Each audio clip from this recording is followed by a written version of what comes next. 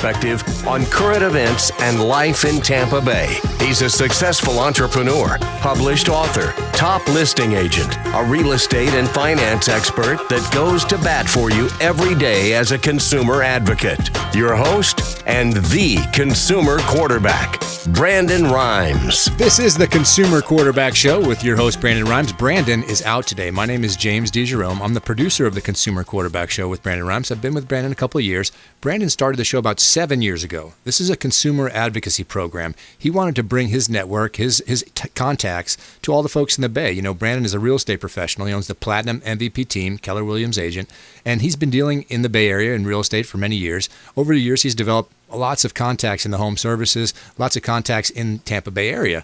And of course, the idea was, why can't we bring this network to folks out there in the Bay Area, give them some inside information, have their dollar go farther in the marketplace by dealing directly with some business professionals that take time out of their busy day. They come in and spend time with us to provide that information to you. So part of our team is, of course, the folks that Brandon has rounded up. In addition to the partners that we have sponsors. The sponsor for this segment is Jade's Premium Quality Cleaning. Jade's Cleaning is part of the real estate team. She came on board to help out cleaning all the properties. Sometimes, in a real estate deal, things have to get done fast. You need a quick move, a quick cleaning. Jade stepped up and took care of that for us. So if you're looking for a professional cleaning company that holds COVID-19 certification and a family-owned local business, well, that's Jade's Premium Quality Cleaning.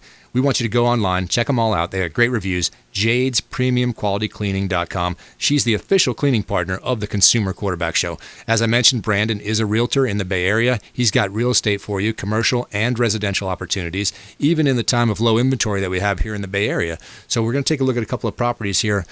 Johnny threw one up for me at 2528 Appaloosa Trail. This one's in Palm Harbor. This is a 4-3 with a 3-car garage. It's got an enclosed pool. So get in touch with the Platinum MVP team at Keller Williams if you're interested. 2528 Appaloosa Trail in Palm Harbor. Really updated, sharp-looking property. Here's another one, 3405 Gray Whetstone. This is in Brandon. This is 2,160 square feet. It's a 4-2, 2-car garage on a cul-de-sac. Got those new updated kitchen cabinets, a nice white color that Chris Robinson from About Face Cabinetry talks about all the time. 3405 Gray Whetstone in Brandon. Again, all your real estate needs, give Brandon a call. He's with the Platinum MVP team here in the Bay Area. He's been doing it forever. He's got great deals for your residential and commercial opportunities. Okay, so we talked about the sponsors on the program, and I mentioned our great partners. Gregg Bowman is the AC guy of Tampa Bay. Gregg's been with us for a couple of years now, and Gregg is not just the AC guy. He has in-depth knowledge of air conditioning in general. I love talking to him about all the science that goes into AC. But anyway, great specials for you and some great information for you. We talk a lot about humidity and cooling all the time on the show. We may even get to turn on the heat pretty soon. I don't know how soon that's going to be, Gregg, but when we do, how everyone filter burns off that dust. That's a very common call we get as soon as we get that first cold snap when people throw the switch. Actually, we suggest that before the cold weather comes, just throw your unit in heat so you don't get woken up at 2 in the morning by that burning smell, because that's a very common. We don't run much heat in Florida. Right. What happens is dust accumulates on the electric heating elements, if your system has that. When they fire off for the first time that they haven't, it's been a year since they've run, it burns that dust, and we get a lot of alarm calls. Mm-hmm. Where actually I've had the fire department called out already because of that kind of Funny thing. you mentioned that. As a young videographer working for ABC, I was on call all the time, and first cold snap of the year, I was woke, 2 or 3 calls each night. Fire is a space heater. It's this, it's that. They smell smoke. Every time it was that has not been turned on in that long, and accumulation of dust gets burned off. Yeah, it's definitely a very common thing that happens. So we do suggest that, before the weather gets cold, just avoid the headache. Just throw the heat on for 10 minutes, burn that dust smell off. You'll get a little bit of that hot burning smell, and then it's gone. Even better, I would recommend just getting on board with your VIP program. Correct, yeah. In the VIP program, we're coming out twice a year, so we're testing the heat on those visits to make sure, so you don't have that problem typically when we're doing that. You find Floridians, again, because we have a seasonal population, a percentage of our population is seasonal, that they don't even use the heat ever. You find people buying units without heat pump? We do, yeah. They're typically native Floridians would be the ones who do not want heat, but we do see that. I've had quite a few people who are like, "Oh, I never turned my heat on. I haven't turned it on in 20 years. Why would I want to pay extra for heating?" So, I'm not familiar with a system that offers only it doesn't have a heating side to it. I mean, it's just a different. It's funny you say that. Brandon would probably be able to voice in on this a little bit, but Okay. Florida law says a home has to have heat, but it doesn't have to have air conditioning. Now, Isn't tell that me, interesting? Tell me how that makes sense. Well, Should be the other way around, but it goes all the way back to the days before we really had air conditioning. So Okay. homes have to have heat. So yes, any system has some form of heat. The most basic system is those electric elements, Right. And that's what you get that burning smell from. And those are, even in a heat pump or a higher end system, typically have those as a backup source, and so sometimes they I go just fire. caution. I mean, I don't know if it's the technology has improved at all, but as a younger guy, those space heaters were dangerous. People would avoid heat, and those electric coils, red hot, and they tip them over and hit on something. I mean, there were more accidents and houses caught fire from space heaters. Those things are dangerous. Yeah. Well, that's what the most basic form. It's just a straight, almost like a toaster element. Right. And those are in almost every system we have. They're in the air handler portion of the unit, and that's where that smell is coming from when that dust is burning off. Well, hopefully we'll get to try the heat sooner or later. It's still plenty hot out there and still humid. I'm surprised at the humidity levels we're dealing with this time of year. Yeah, it doesn't seem like it has really wanted to cool off this year, and the humidity is still kind of brutal. Now, you mentioned before, I talked before about my tolerance for heat is pretty good. I've been down here a long time, and I don't necessarily freak out if it's 80, 81 in the house or 80 degrees. But the humidity's awful. I can't stand it. And so I'd rather have a system that just removed humidity from the air and didn't have to keep my house at 70 degrees. I'd keep it at 75 or 76 if the humidity's gone. Correct. Yeah, that is a large portion of what we deal with is humidity removal. If we can get the humidity lower, we can be comfortable at a warmer temperature. It's the humidity that makes us, miserable. Mm-hmm. So there are all kinds of solutions for that. There are everything from a dedicated dehumidifier that we have central dehumidification systems that can just, dehumidify the air only. And then there's also, air conditioning systems that have the capability of targeting either sensible cooling, which is lowering temperature of the air, or target latent cooling, which is the dehumidification. So I imagine that's a pretty advanced thermostat. I can't see my unit being able to handle that without some upgrades. There are, it is in a system that has to be able to do that. It does require a little more advanced of a system, but there are thermostats, controls that will actually take just a regular old plain Jane air conditioner and enable it to be a better dehumidifier. That's great. What they will do is send a signal to the air conditioner to slow the fan down and run the temperature down a little bit to pull humidity. So it's possible to do a little bit. Now, we've visited in the past about smart technology and smart homes because they're getting involved in everything. Now, your dishwasher can talk to you, and all these different appliances now are on the smart side. Air conditioning, HVAC, that's got to be primary. That's one I could see a definite need for that smart technology, at least to monitor and see what's going on. Have they advanced to the level where they're actually predicting failure or repair need? There are systems that are doing that, yes. So your most common basic systems still do. We're a little behind, in my opinion, on the game in that because your most basic systems still do not have that of capability, but a lot of your higher end systems, it's now standard. They're smart. And yes, a lot of them, we've had it as an aftermarket accessory for years that we can put sensors on the system and tie them into Wi-Fi to call for help if something goes wrong. But a lot of the systems now on the higher end systems, that's standard, that if there's a fault, it can actually dial out and call for help. Okay, now in the past, during the whole COVID-19 issue, we talked about it's a respiratory disease. It spreads through the air. And how can your HVAC system be incorporated? Do you need a special filter? Is there anything you can do in your home to prohibit or make yourself a little safer? And then you started telling us about the UV light technology. And I recall seeing it in hospitals in the past. And I didn't think of it as a home remedy necessarily for this. Just talk a little about the UV light thing, Greg. Yeah, it's interesting. The last week, I think 3 different instances now, I've come across a lot of hype or a lot of interest in that. I was on one of our distributors' website, and their website said that now treating all indoor air with such and such a UV product in all stores. Next day, I was driving down in downtown Dunedin, drove past a restaurant, and they had a sign outside: "Indoor air treated with UV." Okay. So it's becoming, very much. COVID has forced, a lot of interest in that. I remember when I was growing up in the 70s, we used to drink water out of the tap.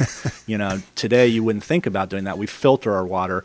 It's the same thing with air. I think the day is coming when we will be thinking about, what kind of air am I breathing? COVID is really forcing interest in that. But yeah, there are products available that can be tied into any air conditioning system to treat the air. Your air conditioning system typically is moving all the air in your house around in a circle. It's sucking the air in, cooling the air, and then distributing it back to the home. It's very easy to install a treatment process on, accessory onto that to treat the air, to remove viruses, bacteria, molds, mildews, that type of stuff. Now, down here, I don't necessarily know compared to up north, but it seems like our allergies or our allergen in the air, it can really be intense at times of the year here. Mm-hmm. Have you seen anyone that struggles because their indoor air quality is the same as the pollen or whatever irritant is outside makes it in through the filter? Mm-hmm. Yeah, it depends on your treatment system. Basically, every air conditioner has a filter. We all know that there's a filter with the air conditioners, but most of those are really bad filters. We joke about it that an elephant could walk through one of those filters, and I've actually pulled filters out already. Took a pepper shaker, shook it over the filter, and the pepper goes all the way through. Wow. So if that's happening, the filter's doing nothing. But there are much better filters for removing those pollen, dust, danders, and then as well as the ultraviolet products and the air treatment products. There are products that actually target low particulate sizes. They measure particulates in what are called microns. Real small micron particles a regular filter will never have a chance of catching, but there are products that actually can magnetize those particles, make them stick together, get bigger and bigger, and then your filter will catch them. So there are all kinds of neat technologies and ways to target, treating and improving air quality. All right, he's Gregg Bowman, the AC guy of Tampa Bay. As I told you, he knows a lot about this stuff inside and out. So we're going to get into some technology issues and talk a little bit more about what we can do for you and how your system might function. Got another great show for you planned. I got Millicent Athanason coming in. She's a local attorney. She always has great stuff for us. Don't go anywhere. When we come back, we're going to visit with a little more about Gregg, and we're going to talk about what you can do to improve your indoor air quality and some of the issues that surround air quality that you may not be familiar with. So check us out, and don't forget we're online, consumerqb.com. This is Chris Voss, former FBI lead hostage negotiator and owner of the Black Swan Group, and you're listening to Consumer Quarterback Show hosted by my friend Brandon Rhymes. To get in touch with Brandon, call 813-670-7372. Online at consumerqb.com.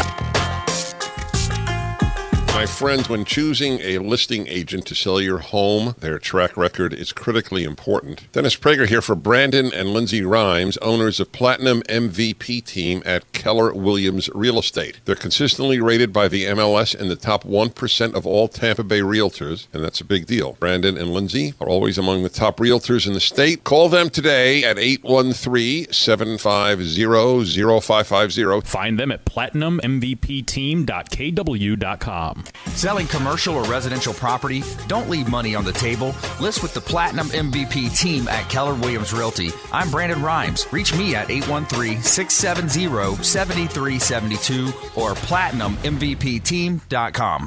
My name is James DeJerome, and I produce the Consumer Quarterback Show for Brandon Rhymes. The Consumer Quarterback Show is a team, a group of like-minded professionals who partner together to provide our audience sound advice, knowledge, and information to make them wiser consumers. We work with all types of business owners and aggressively promote our local economy. We're currently conducting interviews for our expert contributors. If you own a business or know someone who would benefit from the exposure our show provides, please contact us at 813-750-0550 or online at consumerqb.com. You're listening to the Consumer Quarterback, Brandon Rhymes, cutting through your typical media nonsense and offering you a rational and unbiased perspective on current events and life in Tampa Bay. Online at consumerqb.com.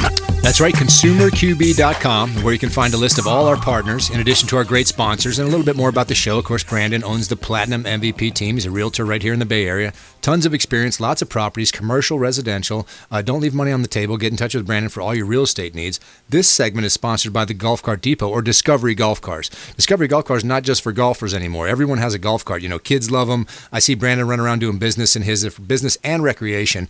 Lots of makes and models over there at Discovery Golf Cars. They've got Easy Go, Star Star EV, Cushman, and they offer new and pre-owned. In addition to being able to rent or buy, they have a mobile repair unit that'll come directly to you if you have any issues. So check out their Tampa or Clearwater locations, and you can find all their 5-star reviews at discoverygolfcars.com. All right, we talk about Brandon and the Platinum MVP team. We got real estate for you.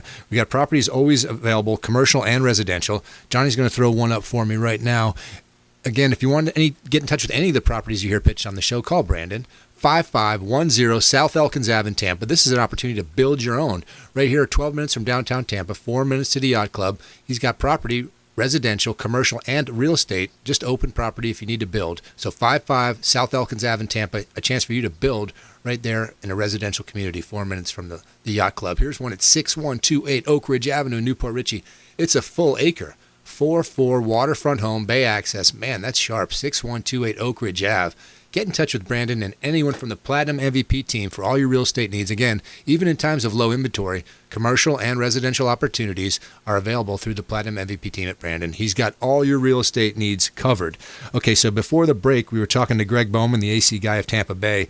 And in addition to always having great information about the technology behind AC and how it works, Gregg's got specials. He's got a discount for you. We talked about the VIP program already, which I encourage you guys certainly to look into. Gregg, if you're hiring anyone out there, what do you look for when you're hiring somebody for the AC guy of Tampa Bay?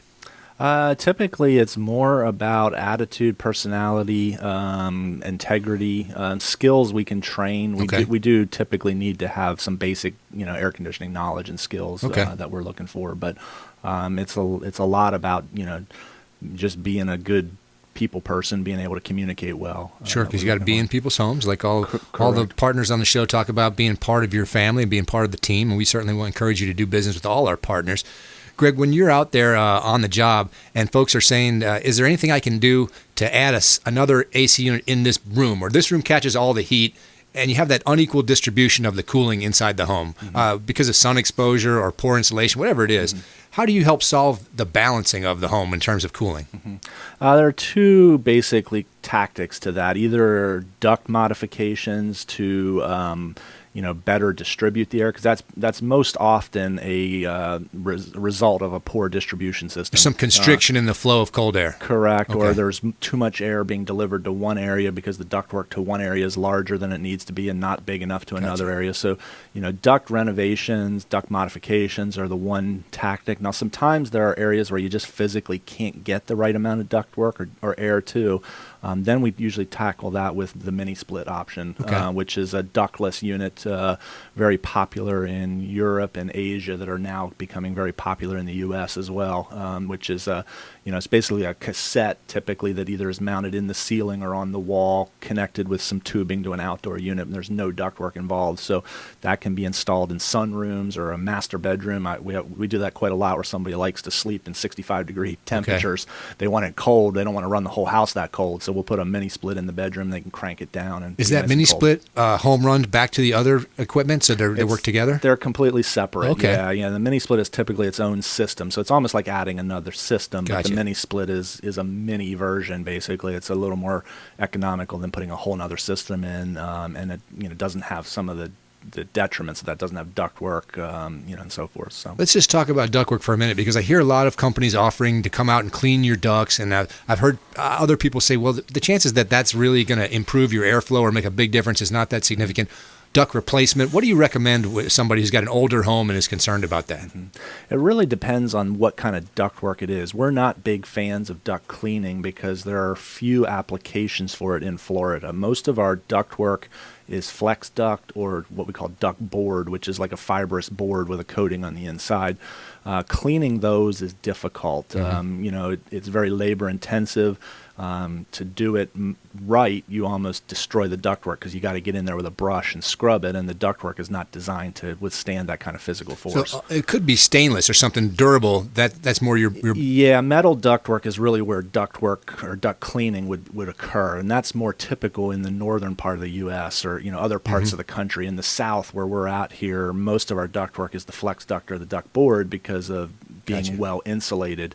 But it's very difficult to clean that. So we usually don't recommend duct cleaning unless it's like, really bad and the ductwork's in good condition. Yeah. Most times the ductwork, if it needs that bad of a cleaning, it's probably the ductwork is old and needs replaced. So. I would hate to have to send you up to the crawl space of my house. It is not nowhere you want to be, absolutely. And the duct, we have the non-temporary, the flex duct you mentioned.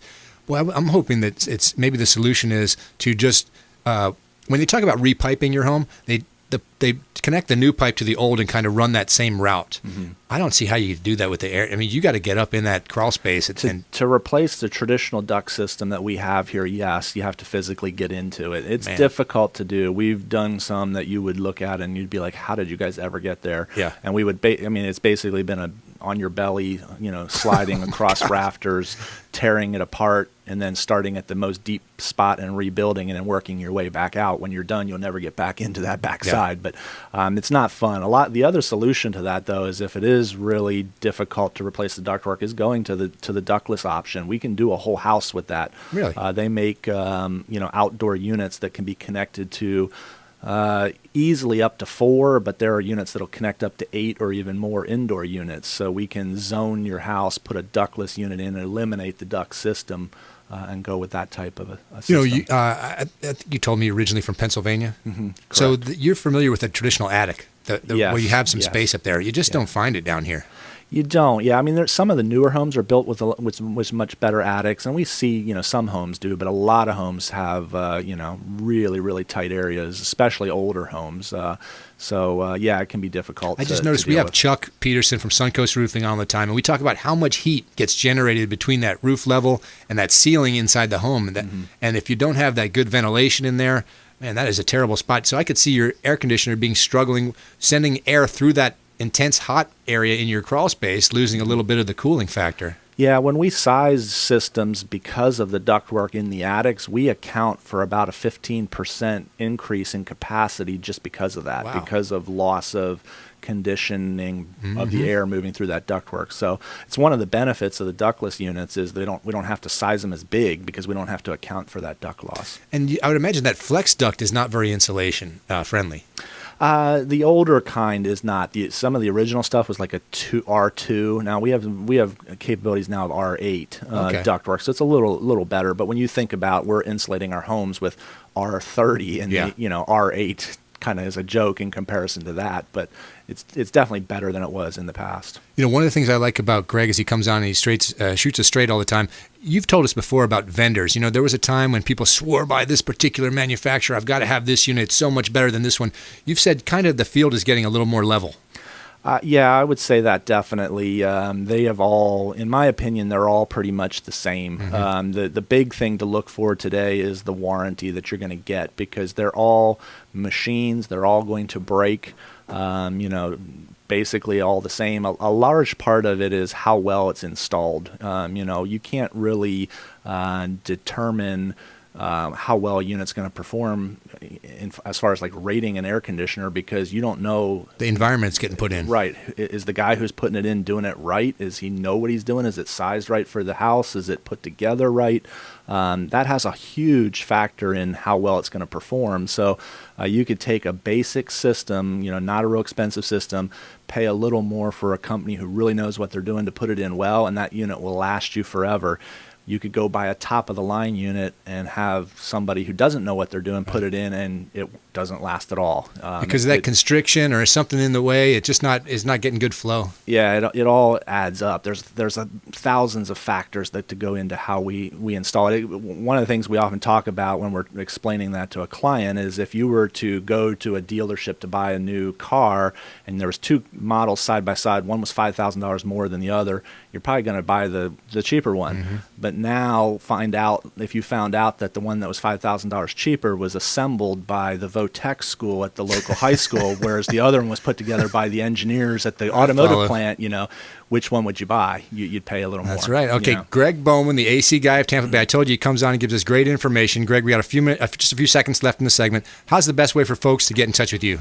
Phone number 727-286-3170, or also on the web at acguyoftampa.com. acguyoftampa.com. Gregg Bowman, longtime friend of the program, giving you great information. Don't go anywhere. I've got Millie Athanason here in our Salem Media Group studios. She always brings good stuff for us. And, of course, you can check out all our partners online anywhere in the world at www.consumerqb.com.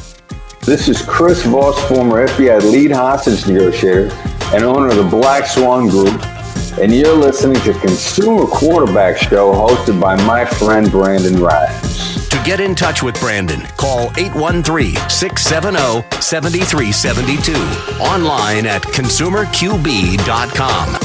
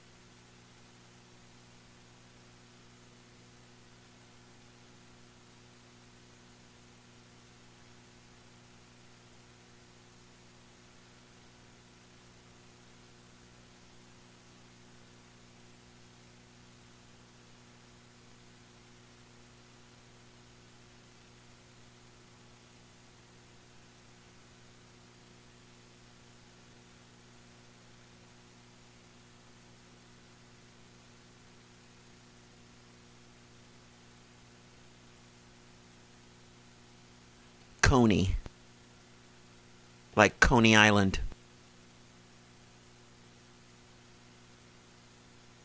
Let me hear Millie. Millie, can you talk a little bit? Testing, 1, 2, 3. She sounds great. Okay. Millie, don't be afraid if it makes you uncomfortable. Move that thing right to you.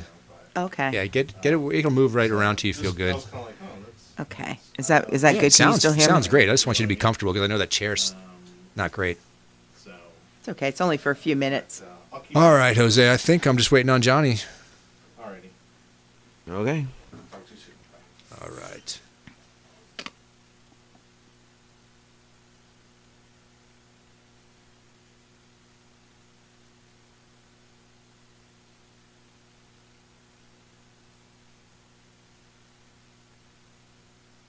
Alrighty, everyone, please stand by. 5, 4, 3, 2, 1.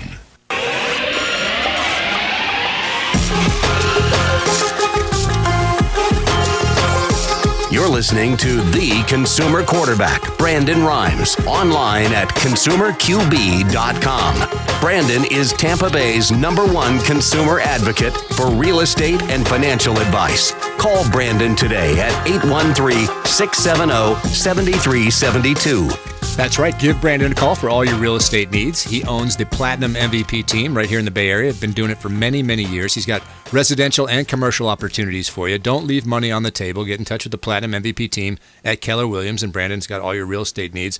This segment is sponsored by Replenish IV Solutions, another one of our great sponsors. Really cool business model. Replenish IV Solutions, everyone nowadays is worried about their immunity. They want to make sure that they're feeling good and they're healthy. Well, Replenish IV Solutions can come right to you, or you can go to one of their many locations and get a drip, an infused vitamin drip right into your IV bag, and it gets pushed right into your system. So these guys have a unique business, and they're ready to take care of all your health needs. Again, Steve and Lisa Gunnan, longtime friends of the program at Replenish IV Solutions. You can check them out at replenishivsolutions.com. It's a great way to invest in your health and make sure your immune system's got all the different minerals and vitamins that it needs. Okay, in addition to that, we mentioned Brandon as a realtor here in the Bay Area for many years, and he's still got inventory, even though we're in a low inventory time in the Bay Area. Let's check out some properties up there, Johnny. What do you got for me? So here's one at 422 Wildwood Way in Bel Air. This one's about 2,200 square feet. It's a 3, 2.5, a 2-car garage. It's been newly renovated, wood floors. It's really close to the beaches, so if you want to get out to the beach, this is a good one for you at 422 Wildwood Way. Get in touch with Brandon and the Platinum MVP team for all your real estate needs. As I mentioned, residential and commercial opportunities. Here's a residential opportunity at 1320 Fawn Lily. 4,500 square feet. It's a 6.5 with a 3-car garage. It's got a covered and screened lanai right on the water. Beautiful home, 1320 Fawn Lily Drive in Riverview. Brandon's got real estate, residential and commercial. Don't leave money on the table. Get in touch with Brandon and the Platinum MVP team for all your real estate needs. Okay, we were speaking with Gregg Bowman, the AC guy of Tampa. He gave us some great information about how to cool your home and some of the technology advances we're dealing with now lately and what he's doing out there to make sure that all the people in the Bay Area are staying cool. Now, Millie Athanason, the law offices of Millicent Athanason. She comes in once in a while with great stuff for us. Millie, we've talked in the past about the Supreme Court nomination that was going on. Right. And you helped us understand the process, a little bit about what the Supreme Court does and how that process works. What have we learned as a result of the new justice that we've just sworn in? Well, thank you for having me. Oh, and you're welcome. Thank you. And yes, Amy Coney Barrett was confirmed and sworn in. So she's officially now a Supreme Court justice, Okay. or one of the Supremes, as I like to call them. And so some of the concerns that are coming up that I'm hearing and reading about, and that I hear on TV as well, is healthcare. People are very, very concerned about, okay, what's going to happen with Obamacare? Am I going to still have coverage? If Obamacare gets repealed, is there going to be coverage for my pre-existing conditions, Right. and so forth? And right now there's about a little over 22 million people that are actually covered under Obamacare. So it is a concern that both campaigns have been, talking about. I would say more the Democrats pushing it perhaps than the Republicans, but both of them are talking about, okay, your pre-existing conditions will be covered. Yeah, I was curious to know, because if you're an insured citizen and the insurance is repealed, would you go into another policy, from the administration, or would there be that time where you're uninsured before you seek insurance again? That's kind of the catch-22 for folks worried about the pre-existing thing, right? They feel like, if I'm uninsured, how am I going to get reinsured when they say, hey, you have a pre-existing condition? Well, that, and if you've had a gap in coverage, Yeah. usually that makes a huge differential in you being able to acquire insurance. And prior to the Obamacare, there was a lot of issues with pre-existing conditions, and then they had like lifetime limits on how much your insurance coverage would pay out. So people remember those days, and they're concerned, okay, well, what's going to happen Gotcha. to me? So that's what I'm hearing a lot about. And then the other issue is that there is going to be hearings before the United States Supreme Court on the issue of Obamacare, Okay. about a week right after the election. The oral arguments in Texas versus California are scheduled to begin. I think it's November 10th or 11th. So this is a case challenging the legality of Obamacare? Is that what it is? correct. Okay. In other words, so what happened is in the tax overhaul bill in 2017, Trump signed into law what Congress passed to do away with the penalty Right. that was associated with Obamacare.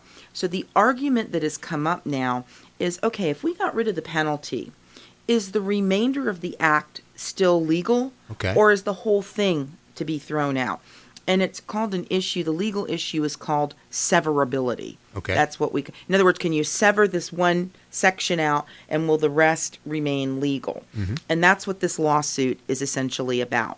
And in the District Court of Appeal in Texas, apparently issued an order saying, no, you can't sever it because Congress intended for the whole thing to happen. And if they didn't have this tax penalty provision in there, then they wouldn't have passed the whole law. So they shot it down, and now it's appealed its way up to the Supreme Court. And the reason for that is because it's a question of great public importance of what we were talking about the last time, how cases can get to the Supreme Court. So because it is of great public importance and affects so many millions of Americans, now that issue is going to be heard before the United States Supreme Court the week after the election. So now that doesn't mean the opinion's going to be given the week after the election, because the arguments are going to take time. And then after the oral arguments, they're going to discuss it. The justices, they're going to do their research. They're going to read the briefs that were submitted by many people, because it's not only the parties to the suit that can submit appellate briefs. Okay.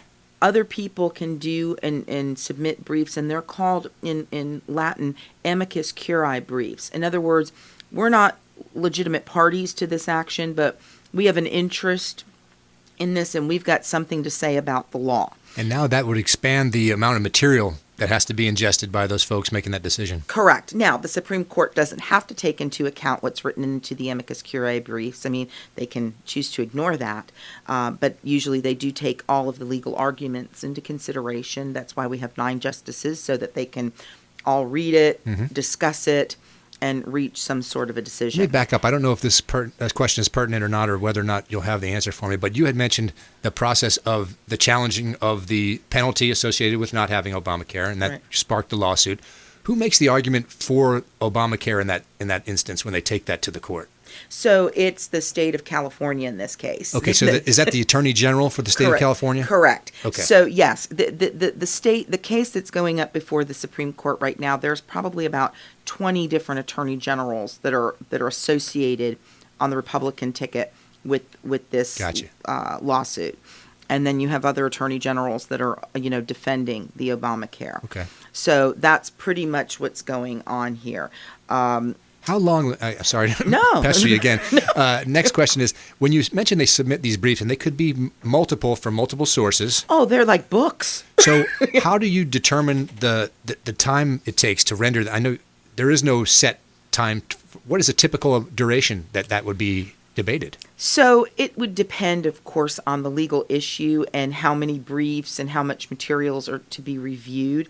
Obviously, on a case like this, there's so much debate and criticism about it that I would imagine the briefs to be very lengthy and voluminous. Sure. So I wouldn't expect, in my opinion, I don't think you'll see anything before the spring of next year, to be honest with you. Okay.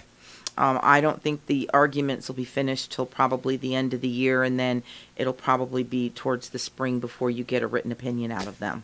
Again, I'm sorry to be Civics 101 here. Who sets the docket? I mean, how do they know what case to take on next and how it works? So there's a clerk of the court, like you have anywhere, and then you have, let's just say we were going to court here in Hillsborough County. Right. Okay, so what happens is you file your lawsuit, it gets assigned to a particular judge, and then usually those judicial assistants will help the judges determine what their docket is, and the judges have a say-so in determining their docket. Okay. But usually it's like a FIFO method, first come, first served kind of a thing. So that's typically how it's done, and they will set the docket ahead of the season, if you will. So if the court is in session, typically between October and May, then they will usually have a preset docket based upon what has been filed and what cases they decided to take. Because remember, I told you when we were here the last time that the Supremes, that's what I like to call them, that the Supremes have the right to determine if they want to hear a case or not. And by majority? Yes, by the majority. Well, actually, it's the rule of 4. So only 4 have to decide that they want to hear it, and then they can hear it. So once it's determined that a case is going to be heard, then they send out the writ of certiorari to the lower courts and say, okay, guys, send up the entire case record to us. And then it'll get on the docket, and it'll be scheduled for oral arguments at a certain date, and then they set time frames. There's like an order that sets the time frames. Okay, appellants, you have to have your briefs done by X date. Oh, yeah. That makes sense, because in my head I was thinking, boy, this process is so large and weighty, it may take forever. Right. Exactly. And then after that, there's a deadline imposed upon the appellees to then submit their briefs to the court. And then there's an oral argument. So everything is timed. And time constraints apply in all courts, but they're much more stringent in the federal court system. Like, you do not want to miss a deadline.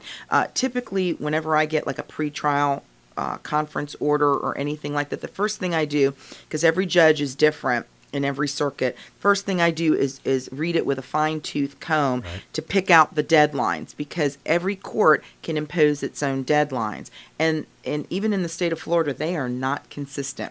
So I always tell young attorneys, like, read the order, because you're going to be held to be in compliance with whatever deadlines are placed in that order. So they'll say that you have to have your trial notebook by a certain date, that you have to file your pretrial statement by a certain date, a bunch of different deadlines. Right. So you have to calendar those and have those on your docket, if you will, when you're practicing, so you know when to do that. That's some pretty, it's pretty intense reading. It's not just fiction there. You're getting into some serious, you have to reread it a few times, I imagine. Yeah, you do. You really do. And, I guess that's why I'm on my, 20th pair of glasses, right?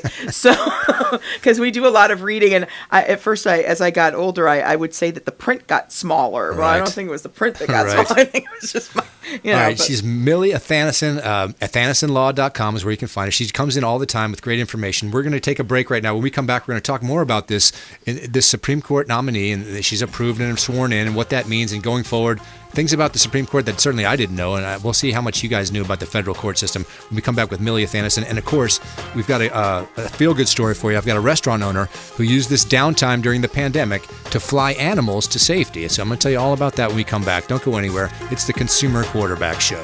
This is Warwick Dunn, and you're listening to the Real Estate Quarterback Show, hosted by my man, Brandon Rhymes. To get in touch with Brandon, call 813-670-7372. Online at consumerqb.com. This is Diane Vance with Fairway Independent Mortgage, a member of the Consumer Quarterback Show. Please give me a call for any of your mortgage needs. We do all sorts of loans. If you would like information on a mortgage, you can text me or call me at 727-647-8199. I will take care of all your mortgage needs. Go to my website at dianevance.com. Ian Beckles here with my man Brandon Rhymes, a.k.a. the Real Estate Quarterback. Brandon, what's happening with the market? Thanks, Ian. We are in a low inventory market, so any of our listeners are homeowners and would like a free comparable market analysis or a 2.5% listing, we will honor this for the first 3 listeners who call or text in 813-773-1253. Free CMA and a 2.5% real estate listing at 813-773-1253. Check out consumerqb.com. Selling commercial or residential property? Don't leave money on the table. List with the Platinum MVP team at Keller Williams Realty. I'm Brandon Rhymes. Reach me at 813-670-7372 or platinummvpteam.com. You're listening to the Consumer Quarterback, Brandon Rhymes, cutting through your typical media nonsense and offering you a rational and unbiased perspective on current events and life in Tampa Bay. Online at consumerqb.com. That's right, consumerqb.com, a great site. You can check out all our partners. You can check out our sponsors. You can look at some of the properties from the Platinum MVP team. That's Brandon's real estate company. Of course, we've got plenty of great sponsors that are also on consumerqb.com. Brothers Easy Moving being one of those. Brothers Easy Moving kind of earned their way to becoming the official moving partner of the Consumer Quarterback Show by moving Brandon himself. So they got into Brandon's move, and they realized he had a lot more stuff than they thought. So it took forever. I went out there to help, and next thing you know, it's dark. These guys are still moving. So they became the official moving moving company that day, and since then they've done a great job for us. You know, they're Angie's Super Service List Award winners. You can check out all their 5-star reviews at brotherseasymoving.com, local or long distance. That's who you want to call Brothers Easy Moving. All right, and again, we always mention the real estate here on the Consumer Quarterback Show because Brandon owns the Platinum MVP team. He's a Keller Williams agent, and he's got properties even now when there's a low inventory in the Bay Area. So Johnny's going to put one up here at 520 George Street South in Tarpon Springs. This is a 4-3. It's got a second-floor private master suite. It's right on the lakefront. It's got a wood-burning fireplace. 520 George Street South in Tarpon Springs, right on the water. Really good-looking property. Get in touch with Brandon and the Platinum MVP team at Keller Williams Realty for all your real estate needs. Again, this one's at 520 George Street South in Tarpon. Good-looking property. Okay, back in studio. Millie is here, but we got a feel-good story. Before we get back to the Supreme Court talk, I want to talk a little bit about the feel-good story because Brandon always emphasizes that. He wants you to commit a random act of kindness and kind of keep positivity in your head and not get caught up in all the negative stuff out there. So this restaurant owner is in Chicago. We know how bad the pandemic's been on restaurants. I mean, it's been tough for restaurant owners particularly.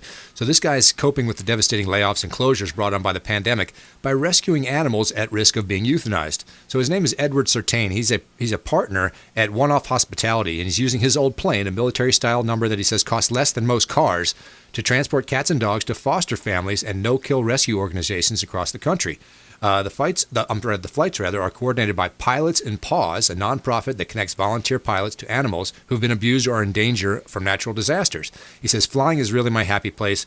Since the pandemic started, because of the extra time I had in my hands, I've been flying a lot more. But now I only fly with a purpose. For Pilots in Paws, he says he's flown over 40 pets to safety for the nonprofit. He has 2 rescue dogs of his own. He also volunteers to care for dogs whenever possible. He says, I think it does so much for your soul when you start volunteering in general for anything. But for me, because of my love for animals, it makes me feel so good and complete, so happy to end the mission knowing that I helped an animal to get a better life. So I just want to recommend you find some positive information during the day. You know, you can't get caught up in all the negativity all the time. There's plenty of good people doing lots of good stuff out there, and Brandon wants to remind you about that. So going into the break, we were talking with Millie about the Supreme Court and the different things that go on, how nominations occur and what's going on. And we got into Obamacare. Obamacare was a huge deal. We've all heard about it in the news, and we've got a bunch of people concerned about pre-existing conditions and how this is going to be affected by the court. Talk about some of the possibilities out there, Millie. Sure. So what can the Supreme Court do when they hear this? So one of the things they can do, and they do this sometimes when they really don't want to have to make a decision on something, they'll dismiss it on like some technical ground, saying perhaps that the parties don't have standing or something like that. I don't think that's going to happen, but that is a possibility. No decision. Right. No decision. They can uphold it in its totality. That's one thing they can do. They can uphold it while finding the penalty to be unconstitutional. So that would be like a status quo as to what's going on now. They can uphold it, but then find that not only is the penalty unconstitutional, but that there's something else that's unconstitutional about it. Or some other provision, so they can like make holes in it, for lack of better terminology. They can strike down the law in its totality and say the entire thing is unconstitutional. I don't think that's going to happen either. In other words, I don't think that either of the extremes are going to happen. I think something's in the middle is going to happen. The other thing that they can do is they can maintain the status quo but uphold the decision of the lower court. So then it would kind of kick it back to the states so that each state would then have to determine whether they want to subscribe to Obamacare or not. So I can't, tell you for sure what's going to happen. I don't, I'm not Madam Cleo this week, but I do think that there's going to be something in the middle that's going to happen. I think we're going to still see Obamacare. The issue is whether or not, or how many holes are going to be poked. What form it takes at that point. Yes, that's what, if I had to put a prediction, that would be my prediction. Now, we talked about the voluminous amount of information that goes with this thing. There's so many people have already made arguments. And we talked about the timetable for getting to a decision. In some of the scenarios you laid out there, when would the actual, we're talking about months, are we not? Yep. So then once that is rendered, the application and where we go from there, another few months, I'm sure. Well, yeah, and then like if they take a position, like they uphold the lower court decision, that's going to be tied up in litigation. In other words, they'll kick it back. I see. And then you've got more litigation that could take a decade, So, I mean, nobody said justice was speedy. I got you. And so I think it just so that's another route that they could take, knowing that it would lead to more litigation. I'm not sure that they would want to take that route specifically because, again, the public is really concerned about this. This is not something that, they just want to read about in the paper. They want to know yes or no, what am I doing? Where is my health care coverage coming from? So we in the past have visited, particularly our state, has an aging demographic. Yes. And folks, I can tell you from my own personal situation, as you age, that health care becomes something that's on your mind a lot more.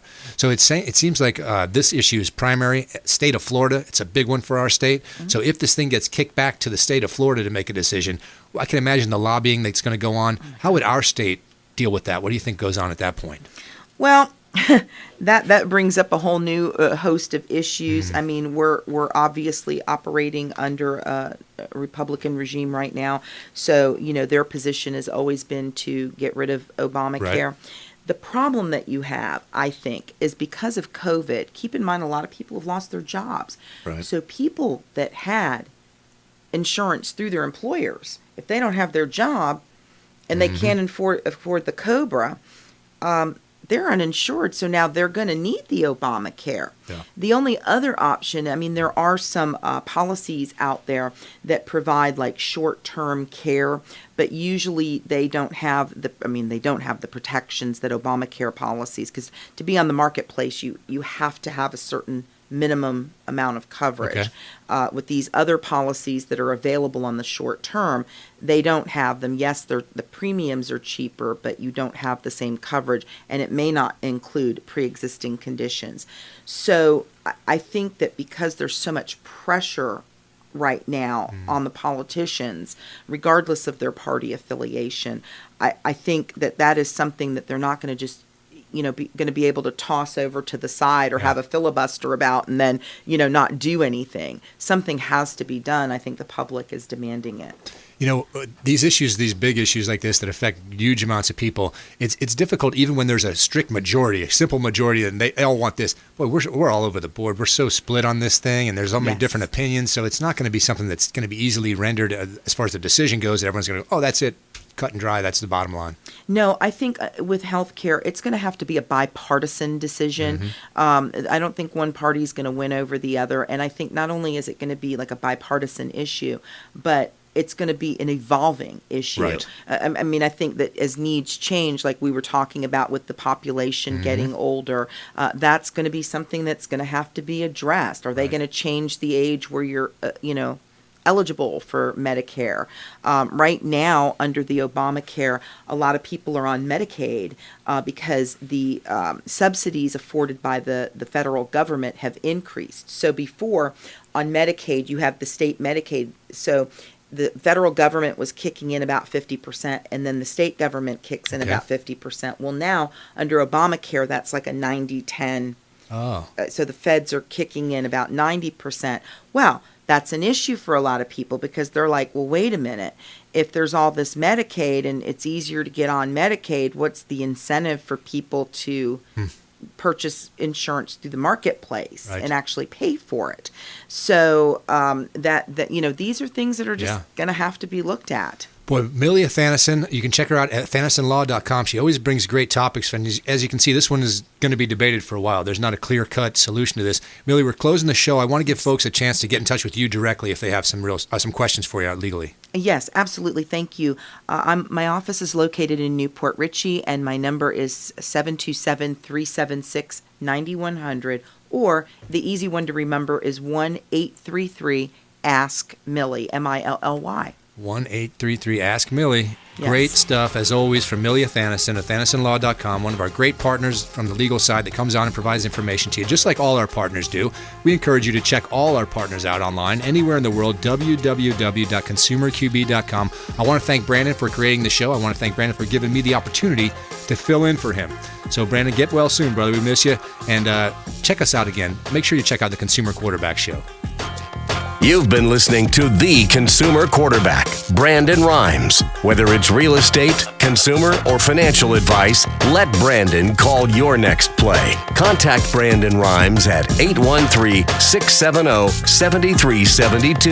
That's 813-670-7372. Online at consumerqb.com. And join us next time for The Consumer Quarterback Show.